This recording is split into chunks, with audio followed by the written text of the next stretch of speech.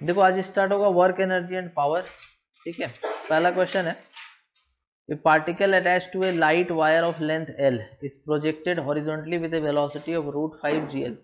Calculate its net acceleration when wire becomes horizontal.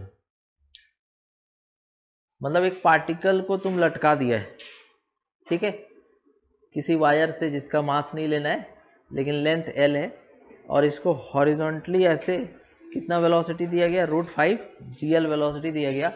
तो तुम ये बताओ कि इसका जो नेट एक्सेलरेशन क्या होगा जब ये वायर इस जगह से ऐसे हो जाए सीधा, तो उस टाइम पे इसका तुमको बताना है नेट एक्सेलरेशन।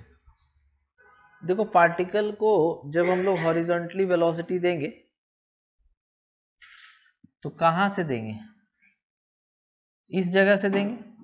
कितना लेंथ है इसका, L, ये सेंटर हो गया। यहाँ से पार्टिकल को हॉरिजॉन्टल वेलोसिटी ऐसे मिलेगा, तो वो हॉरिजॉन्टल वेलोसिटी कितना है, √5 gl। तो हम मान लेते हैं कि यही मेरा रेफरेंस लाइन है, इसके ऊपर जाने से पोटेंशियल एनर्जी बढ़ेगा। तो जब ये पार्टिकल इस जगह से अपना पोजीशन को चेंज करके सपोज करो कि यहाँ चला गया, तो इस पॉइंट पर इसका वेलोसिटी कितना मान ले रहे हैं, v वेलोसिटी मान लिए। कितना एंगल घुमा, ये 90 डिग्री घुमा, हॉरिजॉन्टल हो गया। तो हम क्या करेंगे, इसका नाम रख देंगे A, इसका नाम रख देंगे B, और total energy at A is equal to लिख देंगे total energy at B। A पर कितना कितना एनर्जी है देखो, तो एक तो पोटेंशियल एनर्जी यहाँ होगा नहीं क्योंकि यही मेरा क्या है, रेफरेंस है, तो केवल क्या रहेगा, ½ mu² इक्वल टू, जब ये यहाँ पहुँचेगा तो इस पॉइंट पर इसके पास काइनेटिक एनर्जी भी है और साथ में हाइट भी है, तो हाइट की वजह से हो जाएगा mg इंटू, क्योंकि यहाँ से कितना हाइट गया है, L हाइट गया है, तो mgl हो गया, और वेलोसिटी कितना v है, तो प्लस ½ mv² हो गया। अब इस पार्ट को हमको सॉल्व करना है, m तो सब जगह से कैंसिल हो गया, यहाँ क्या आया u²/2, यहाँ क्या आया gl, और यहाँ क्या आया v²/2। अब एक बात बताओ कि अगर हमको यहाँ से नहीं पता है तो क्या नहीं पता है, v नहीं पता है, तो v²/2 इक्वल टू क्या आ जाएगा, u²/2 माइनस gl आ जाएगा।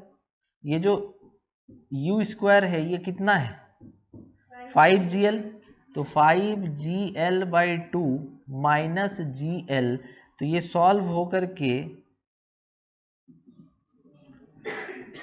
v²/2 इक्वल टू आ जाएगा 5 - 2 3gl/2, 2 से 2 कट जाएगा, तो यहाँ से क्या निकल गया, v², कितना निकला v², 3gl।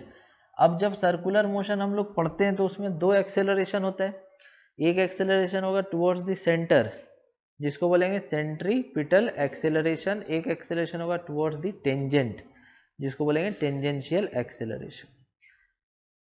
जब पार्टिकल इस पॉइंट पर है तो सेंटर की तरफ इधर एक एक्सेलरेशन होगा AC, AC का वैल्यू क्या होता है v²/r, और टेंजेंट की तरफ फोर्स कौन है, वेट, वेट ऐसे लगेगा ना, और कोई फोर्स है टेंजेंट की तरफ, टेंशन तो अंदर लगेगा, अगर तुमको mv²/r लगाना तो बाहर लगाओगे, लेकिन टेंजेंट की तरफ तो केवल एक ही फोर्स है, वो कौन है, mg। तो mg जो है वही टेंजेंट की तरफ फोर्स है, तो उसमें से एक्सेलरेशन वाला पार्ट कौन है, g, तो टेंजेंट की तरफ एक्सेलरेशन हो जाएगा g, तो टेंजेंट की तरफ का एक्सेलरेशन हो जाएगा g।